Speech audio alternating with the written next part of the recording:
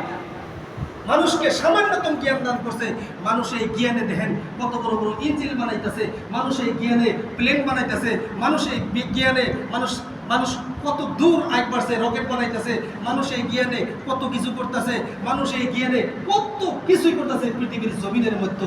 এটা কেবলমাত্র আল্লাহ পাক দেওয়া জ্ঞান। যেরকম সুবহানাল্লাহ, এটা আল্লাহ পাক দেওয়া জ্ঞান। তো বলতেছিলাম ফাকুল্লানা খাদনা বিদামিহি ফামিনহুম মান আরসালনা আলাইহি হাসিবা ওয়া মিনহুম মান আখাযাতহু সাইহা। আল্লাহ পাক বলতেছে তোমরা সামুদ গোত্রের আদ জাতির দিকে তাকায় দেখো। সামুদ গোত্রের তৎকালীন জামানায় আদ জাতি, এই জাতিকে দেখেন ভালো করে খেয়াল করবেন, কথাগুলা শ্রবণ করবেন। এই আদ জাতিকে যে আল্লাহ বানাইছিল, এক একটা মানুষ 30 হাত 40 হাত করে লম্বা ছিল। এক একটা মানুষ 30 হাত 40 হাত করে লম্বা ছিল, ওইরকম মোটাও আছিল। একেবারে বয়স কত আছিল? তাফসীর ইবনে কাসিরের মধ্যে আসছে যে 300 বছর যখন বয়স হয়েছে, ওই মানুষগুলা শাবালকের মধ্যে ঠ্যাং দিল, শাবালকের মধ্যে ঠ্যাং দিল। এই আদ জাতি সামুদ গোত্র। আল্লাহ পাক কোরআন শরীফের ভিতরে এটা উঠাইয়া দিয়েছে বিশ্ব নবীর উপরে। এটা বিশ্লেষণ করে দিয়েছে আল্লাহ নবী করিম সাল্লাল্লাহু আলাইহি ওয়াসাল্লাম। এরা 30 হাত 40 হাত 25 হাত করে মানুষ ছিল একটা সামুদ গোত্রে আদ জাতি। এই জাতিটা কোনো বেমার ছিল না। সুবহানাল্লাহ। এই জাতির কোনো বেমার আল্লাহ নাই। যদি একটু কাটা মোড়া গেছে, এই মাটি নিয়ে লাগাই দিছে, চকচক হয়ে গেছে। এই জাতির কোনো রকম বেমার ছিল না। এই জাতি 700 বছর 600 500 600 700 ঊর্ধ্ব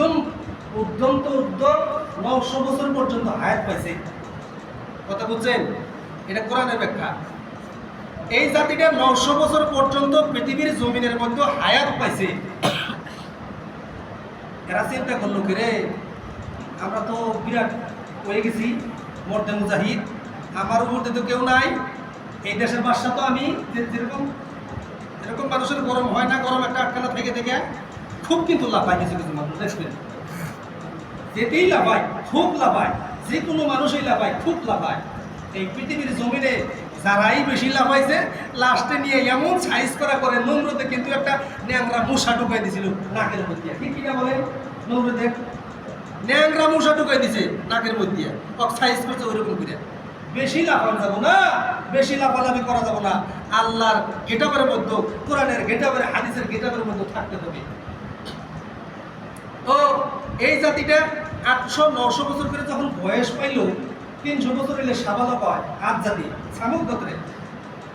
তারা চিন্তা করলো আমরাই তো একাই 100, আমরা তো খুব রাজা হয়ে গেছি গিয়া। এরা এরকম গুনার কাজ আরম্ভ